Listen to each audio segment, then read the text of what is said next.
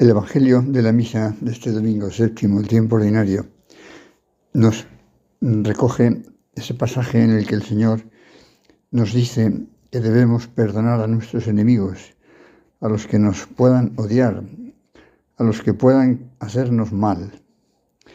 Es un nivel de caridad tan alto que es, sin ninguna duda, uno de los distintivos más específicos de nuestra vida cristiana. Nuestro Señor nos dice algo que Él, como siempre, cuando transmite alguna de sus enseñanzas, la vemos reflejada en su propia vida. Por eso, aunque nos pueda sorprender este nivel de amor tan elevado, este nivel de comprensión y de perdón, Él va a darnos ejemplo de una manera que nadie puede llegar hasta esa altura, porque nosotros somos criaturas humanas, tenemos un valor, el valor de la dignidad de la persona humana, el valor que Él ha dado al hombre, pero criaturas, al fin y al cabo, mientras que Él es el mismo Dios, el creador del universo, el todopoderoso. Y sin embargo, muriendo en la cruz a la que ha querido llegar para manifestar su amor por nosotros, para manifestar también la gravedad de nuestro pecado, en la cruz, como sabemos, el Señor, inmediatamente antes de expirar, va a decir: Padre, perdónales porque no saben lo que hacen. Esa máxima capacidad de comprender. Ciertamente, no saben lo que hacen hasta el final, hasta el nivel más profundo de esa expresión, aunque sí saben que están matando a un inocente, aunque no sepan o no quieran creer que es el mismo Hijo de Dios. Queridos hermanos, vamos a ver cada uno de nosotros, tenemos que aplicar a nuestra vida todas las palabras de nuestro Señor, y en este caso las que nos invitan a vivir la caridad con la mayor perfección posible. Démonos cuenta que, al fin y al cabo, este deseo de tratar a las personas así sería, si fuéramos capaces de vivirlo, la mejor medicina, la mejor manera de evitar, de curar tantísimas enfermedades del trato entre los hombres, desde el nivel más íntimo de la propia vida familiar hasta los niveles internacionales de relaciones humanas entre pueblos, entre naciones, entre gobernantes. Si fuéramos capaces de vivir de esa manera, habrían desaparecido la inmensa mayoría de las tragedias de este mundo. Habrían desaparecido las guerras, los homicidios, el terrorismo, la trata de las personas, el atentar contra la vida humana desde la concepción y tantas cosas más. Hoy también los textos de este domingo nos dan ejemplo de cómo vivir esa capacidad de perdonar. La primera lectura nos narra la relación entre el rey Saúl y David, cómo Saúl tenía envidia de David por el prestigio que había adquirido entre el pueblo al derrotar al gigante Goliat. Y Saúl, nos dice el texto, con 3.000 hombres escogidos va a buscar a David para matarlo. Y David tiene la audacia de noche entrar en el campamento de Saúl. El Señor provoca un sueño intenso para que no les descubran.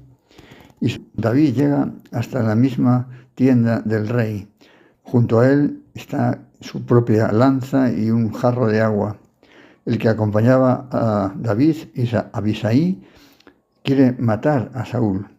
En ese mismo momento, David dice que no se puede matar al ungido de Dios, que hay que respetarle. Cogen la lanza y se van, y cuando ya están muy lejos, grita para advertir que aquí está la lanza de Saúl, que él ha podido matarle y no ha querido. El perdón manifestado de esa manera en el rey David. Luego él también pedirá perdón al Señor cuando comete el adulterio y otros pecados graves, pero se arrepiente, pide perdón y el Señor le perdona también a David en su momento, más adelante. La segunda lectura nos habla de las deficiencias que hay entre el hombre carnal y el hombre espiritual.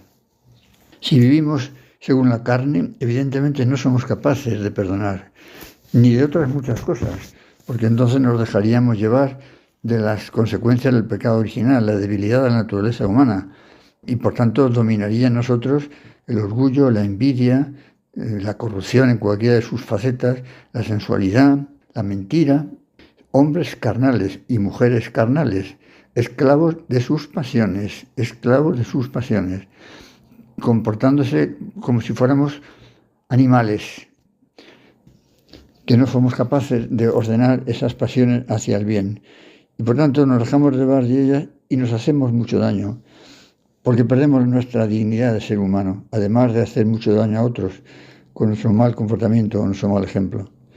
Por el contrario, podemos y debemos comportarnos como el hombre carnal, el hombre redimido por Cristo, el hombre que vive de la gracia, el hombre que, a pesar de sus debilidades, cuenta con la gracia de Dios, que le hace capaz de vencer el mal y de ordenar esas pasiones y, por tanto, de vivir la generosidad y la fidelidad y la pureza y la honradez y la generosidad y el sacrificio y la humildad.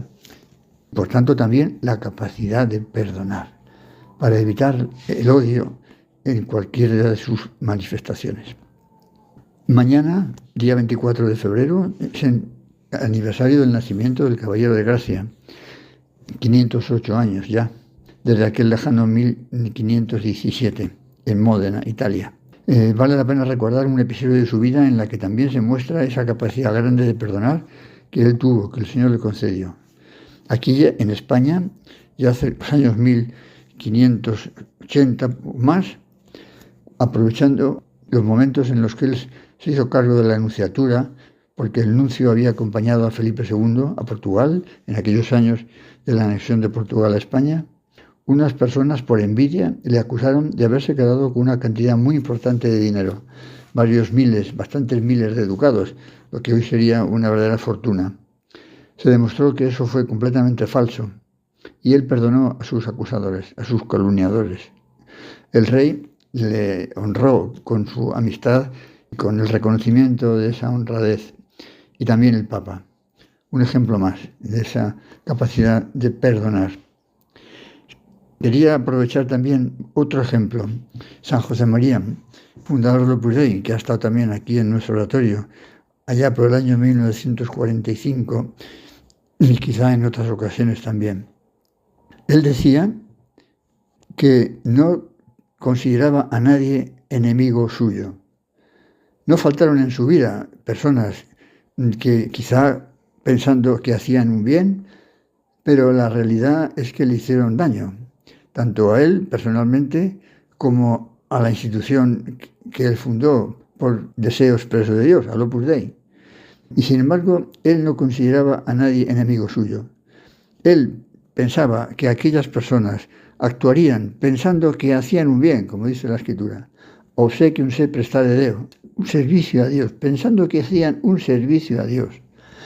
Dios sabrá, Él es el que nos juzga, pero nosotros hemos de ser muy prudentes en el juicio, para evitar juicios temerarios. Eso decía San José María y procuró vivirlo así toda su vida. También decía, y es otro índice importante de cómo podemos vivir este aspecto, él decía que no había tenido necesidad de aprender a perdonar porque el Señor le había enseñado a querer. ¡Qué gran cosa! Ciertamente las dificultades que podamos tener para perdonar están directamente relacionadas con la capacidad que tengamos para querer, que no es simplemente comprender, es mucho más. La comprensión es una manifestación del amor. Pues hay que pedirle al Señor que nos agrande el corazón. Estamos en este cuarto domingo de San José.